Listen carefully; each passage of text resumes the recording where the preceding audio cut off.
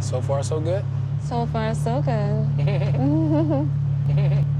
Today we're talking about everybody's favorite 90-day guy, Bilal. Isn't he just the greatest? Doesn't everybody just loves this guy? He's just a bundle of joy. This look right here says, how the hell can I get out of this car as soon as possible? Imagine traveling across the world to be stuck in a van with Bilal, just inevitably waiting for him to break out some sort of contract. Seriously, I feel like that's all this guy does. He just brings her around on all of these different dates that might be romantic until he whips out a contract of some sort. He claims that he's the most romantic guy ever, and then he brings her on a Ferris wheel and talks about how marriage is a business.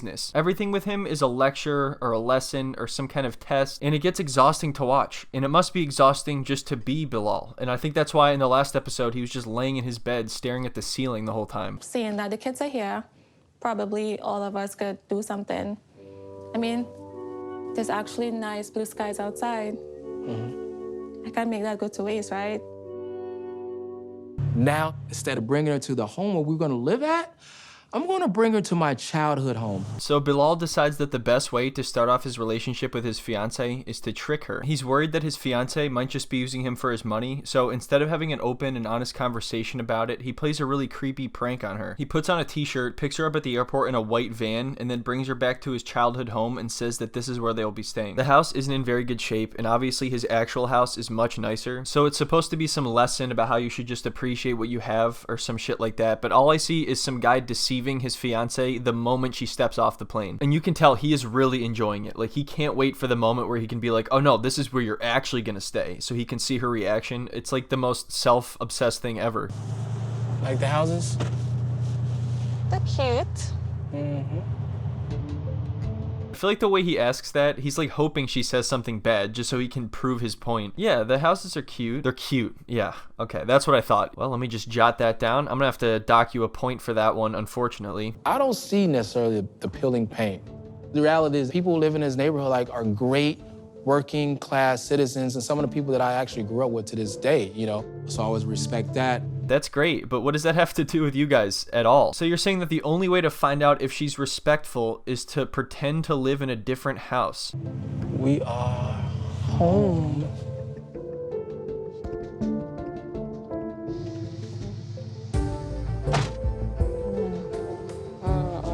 Oh man, he's just trying to make her look as bad as possible here. But you know what? I think she knows something's up. The way he's acting is so strange. And if you pay attention really carefully, he's hiding a clipboard under his shirt and taking notes. But seriously though, they've already met and he had like nice suits and Gucci bags and shit, so I think she knows something's up. I wanted to bring Shy here for multiple different reasons. One, I'm gonna play a joke on her. It's just a little harmless prank. She'll think it's funny, What's the big deal? Did you know that some people call me the Ashton Kutcher of my generation? And we're from the same generation, so what I am telling you is that I am Ashton Kutcher. And two, to also see hey, if I did live here, will you still be with me? And three, if I play creepily elaborate pranks on you like this, will you still be with me? I like how he tries to say this is just a joke, like, oh, this is all in good fun, I'm just playing a little prank here, but also I'm going to judge you very severely based on your actions. Seeing her reaction to the van, this might not go very well. Oh, babe. A home from the 1900s. Huh, it turns out that it might not go very well if you do weird shit like this. And I know it kind of seems like she's being rude, but like I said, I think she knows that something's up here and that he's not really telling her the truth. I think this blank, smug stare just completely gives it away. Oh. Right. The camera pans over, there's just a family sitting there eating dinner, and they're like, what the hell, man? Get out of here. So this is obviously living room, this is where we watch TV at and stuff like that. Pray. Babe, that's Bilal. Yeah, I gotta get that done. It looks like it could collapse on us any moment now. No. Wow, you're not happy with the ceiling? You know what, babe? There are hardworking individuals that live in the world and do stuff for people. So maybe you should just stop and look at yourself in the mirror. And she's like, what the hell are you talking about? If you don't like this ceiling in a house that I don't even currently live in, then you're saying that you don't accept me as a person. And I don't know if I can even get married to a woman that doesn't like the cracked ceiling in a house that I don't even currently live in. Oh, let me guess, next you're gonna complain about the VCR. Look, I know it's old, but I got holes popped in and ready to go. And so help me God, if you have a problem with holes, then this is done. This place is dilapidated. This place is not the place I want to be at. And we have our bedroom. This is where the magic happens. He opens it up and Asuelu is just sitting there playing Fortnite. So, what do you think of the house, babe? If we live here, will you still love me? And she's like, yes, of course. I will always love you, even if we live in a house like this. Then he takes out a hammer and just smashes a hole in the wall. And he's like, now that there is a hole in the wall, will you still live in this house with me? Will you still love me in 10 years if there's a hole in the wall? And what about this? And he just knocks over the dresser and the TV. Will you still love me if the house looks like this? What if a tornado swept through and destroyed everything? Would you still love me then? Would you still love me if I recreated a scene from the movie Twister? Would you love me in a house? Would you love me if I had a mouse? Right in here. Okay. What's the deal with the way he's looking at her right here? I swear to God, he is waiting for her to say something bad so he could just be like, gotcha, you only care about money, just admit it. Back at home, I asked Bilal for a picture of his house. He said no. I asked him to see his vehicle. He said no. He's been so secretive. He was super eager to show me his VHS collection though, which I thought was pretty weird. And I'm thinking, what else is he hiding from me? Well, the upside is the actual house is really nice, but the downside is you have to live in it with Bilal. He's just waiting to be like, you just roasted my childhood home. This is the actual house. Now how do you feel? So they do have a little argument about that. And then I'm pretty sure he actually said that he gives her a D- when it came to this whole situation. And then he drives her to his actual house. And of course she's happy and relieved, but it also starts to set in that this guy's pretty weird. This is where you'll be staying at. Oh my God. First time, Bilal. This is where you'll be staying at. Oh my God. And then he's like, just kidding. I wanted to bring you to a house that's even nicer than mine and see how you react. So hop in the car and we're going to go back to my actual house, which is actually right next to the house that we were just at. But now I feel like it's easier to breathe now, seeing what, he welcomed me to and what we have together now. But moving forward, I would always be a little skeptical when it comes to trusting what he says 100%. In Bilal's mind, he's like, boom, I nailed this whole thing. I'm going to do this kind of thing a lot more often now. As you'll see here, this gets a lot more complicated because Bilal is a complicated man. Well, the other house actually that we were at, that's the house I grew up at.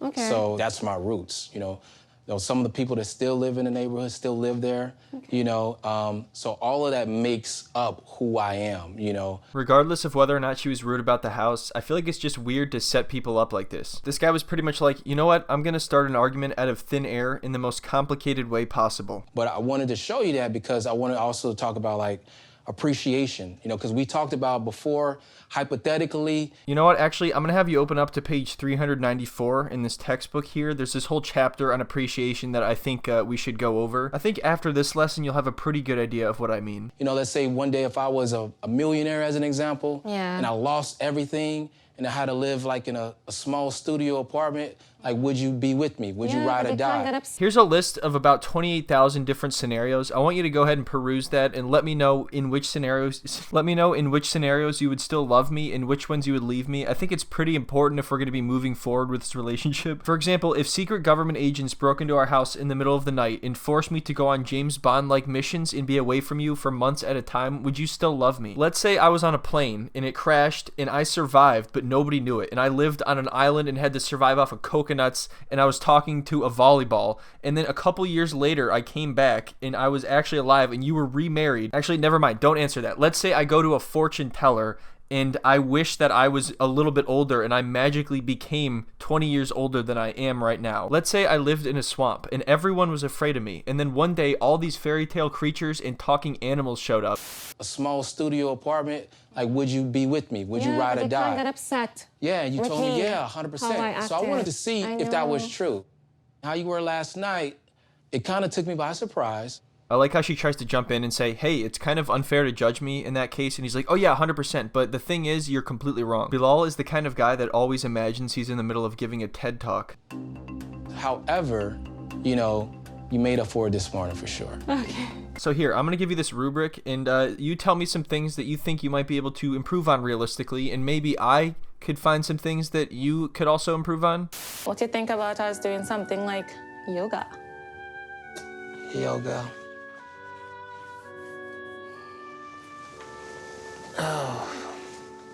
Alright, so some time passes, and one day Bilal comes home, and Shaeeda has spilled some water on the counter. Naturally, he treats this like a goddamn crime scene. He's like drawing chalk outlines and shit and interviewing people, and then he's like, you gotta make sure you never spill water on the counter again. And she's like, okay, I could try to do that, I guess. And then some more time passes, and they go on a romantic boat ride that Bilal just completely ruins. Here we go.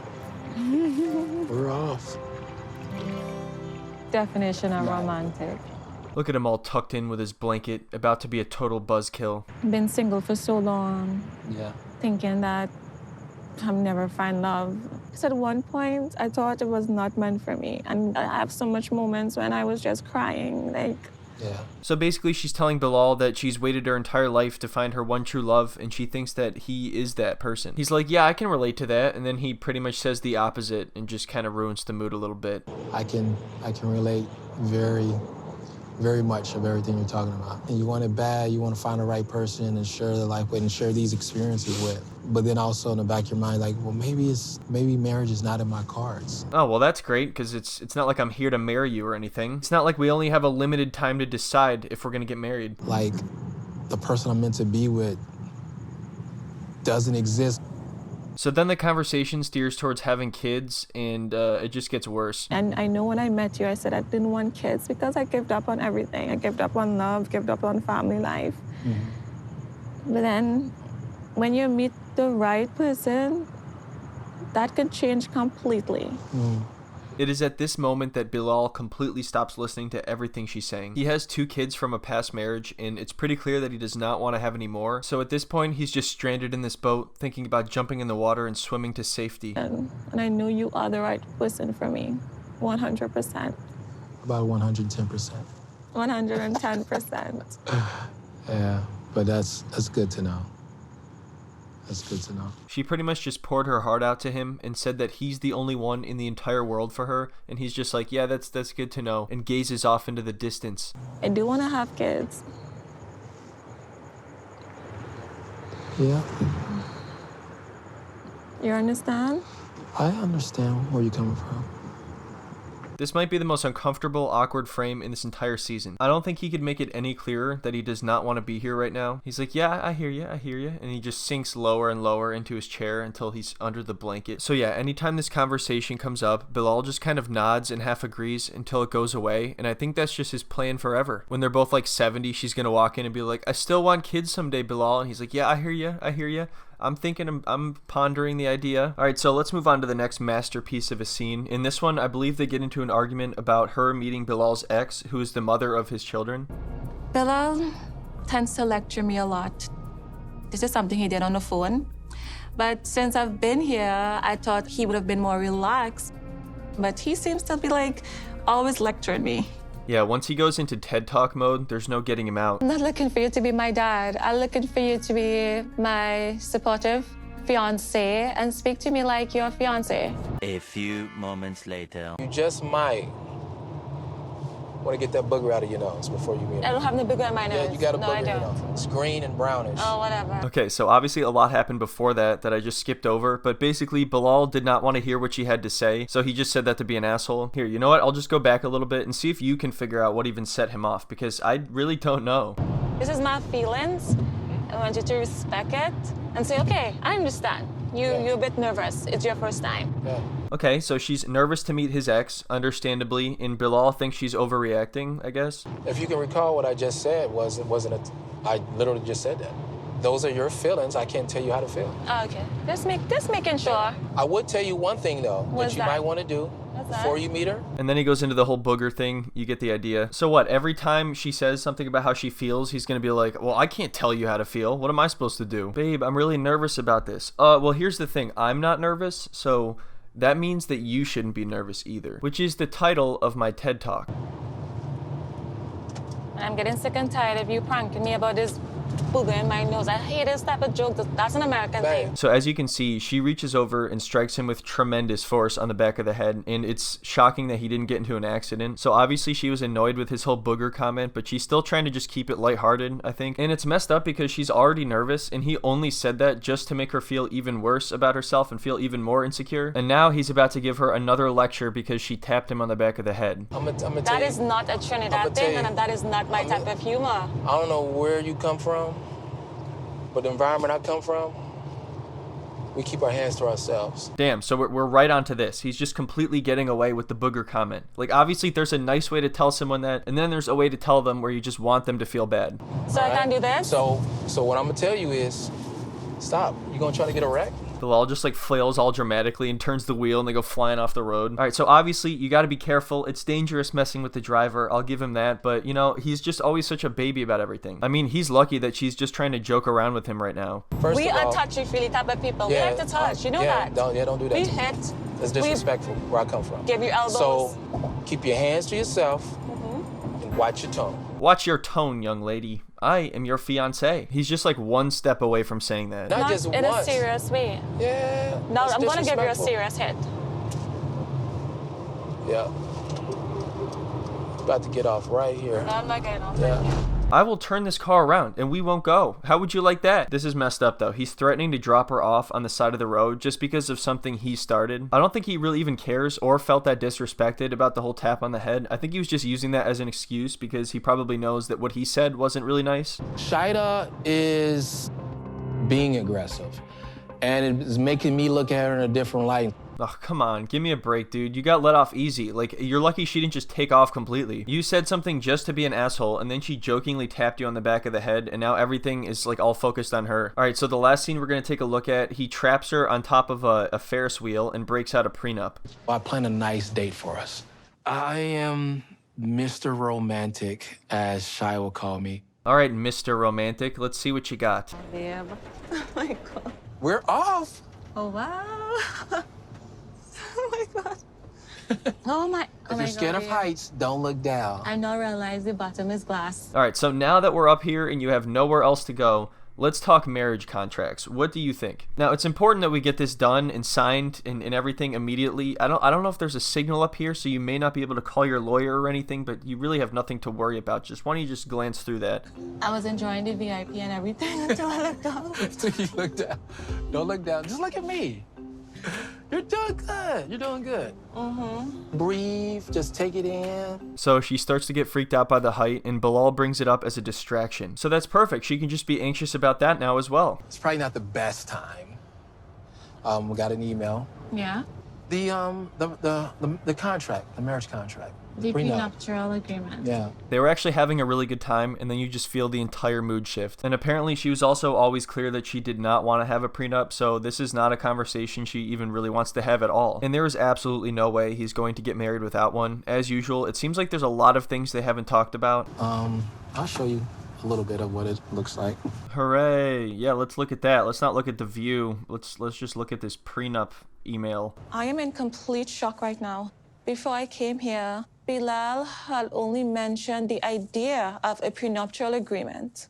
And I was adamant that it was not for me. And we didn't speak about it again. I swear he was just waiting for her to be in a spot where she couldn't just walk away from the conversation. Do you think this was all calculated, or do you think this was just spontaneous like he said? This guy has the audacity to call himself Mr. Romantic? I did not even know that he was still thinking about a prenuptial agreement, let alone having a lawyer write up a copy. Okay, you must not know him very well, because this is the most Bilal thing ever. Oh, and remember earlier when you said, what else is he hiding from me? Well, here's an example. Definitely, I did not want to bring this up like in this scenario, and because this is supposed to be this nice, me and you. But it's kind of like when you have a pain, and then it's like, you know, you step to somebody's foot to take away from the other pain. Wow, I was joking earlier, and it turns out that was his actual thought process. Oh, you're getting nervous about the height? Perfect, I'll just start an argument, and then we'll forget all about it. Okay. I am Mr. Romantic. So there you have it, everybody. That is the tale of Bilal. There's still plenty more to talk about, but this season has been pretty slow, and I think I covered most of the important parts. Anyway, I hope you all enjoyed, and I really appreciate you for watching. And just a quick reminder for those who are on Patreon, I did post an Asuelu video, so don't forget to check that out if you didn't already. Well, I hope you all will have a wonderful weekend, and I will see you in the next one. And you want it bad, you want to find the right person and share their life with and share these experiences with. But then also in the back of your mind, like, well, maybe marriage is not in my cards. All right, that's enough. Who wants a burger?